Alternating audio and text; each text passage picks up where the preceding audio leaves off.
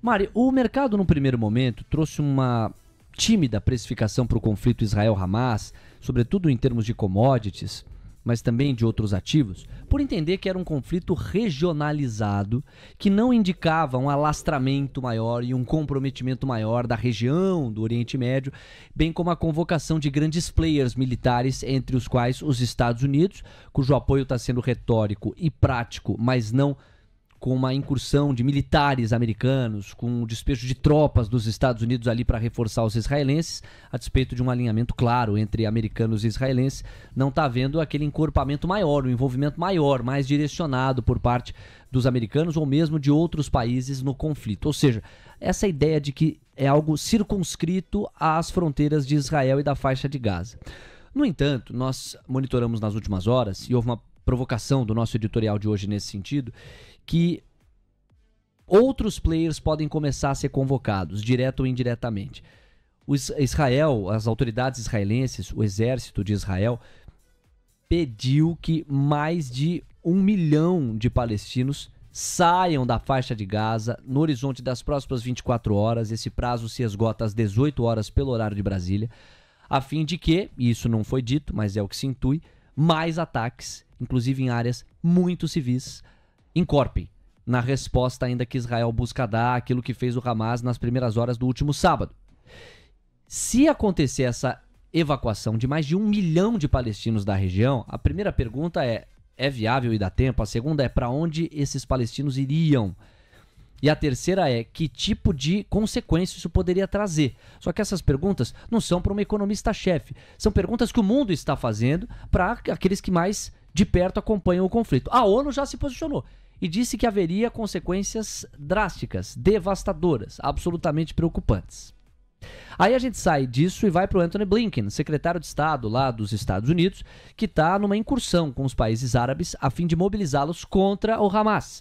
Em outras palavras, Maria, aí vai a pergunta, eu estou te trazendo evidências que mostram que outros players podem começar a ser acionados, já estão sendo, direto ou indiretamente, e que o conflito, num primeiro momento precificado pelo mercado, é aqui que você entra, como regional, pode ficar muito mais amplo, pode ter o seu corte muito mais ampliado.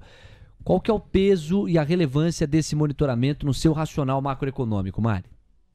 Ele tem um peso enorme, Léo. Acho que talvez até começando de trás para frente, eu penso numa, assim, qual que é a consequência num prazo mais longo?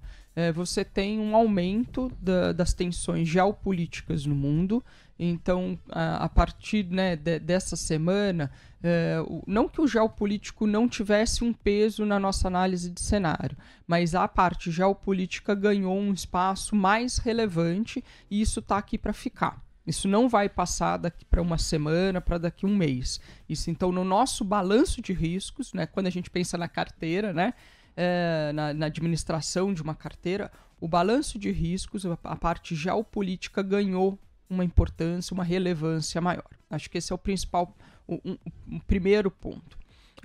Um segundo ponto, daí quando a gente começa a analisar aí num espaço mais curto, né, de tempo, no fim de semana, nós viemos do fim de semana com dúvidas muito grandes.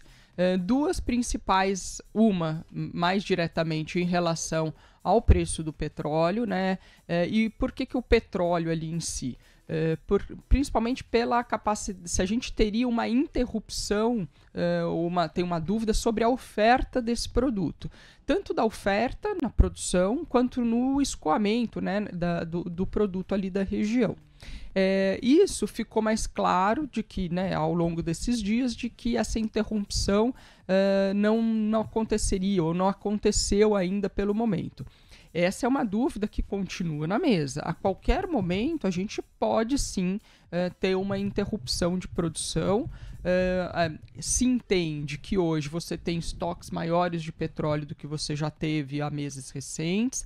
Se entende que você tem uma Arábia Saudita pronta para trazer uma oferta um pouco maior, caso a gente não tenha oferta vinda do Irã, mas isso ainda é uma dúvida grande. Se você tem uma interrupção desses canais onde o produto é transacionado, né, isso traz uma pressão, coloca uma pressão direta sobre o petróleo, e a consequência vai se dar na inflação, vai se dar, se você tiver um preço do petróleo muito alto, ele também vai se traduzir muito alto por um tempo maior, ele pode se traduzir além de inflação, mas principalmente numa desaceleração da economia mundial de uma forma mais relevante.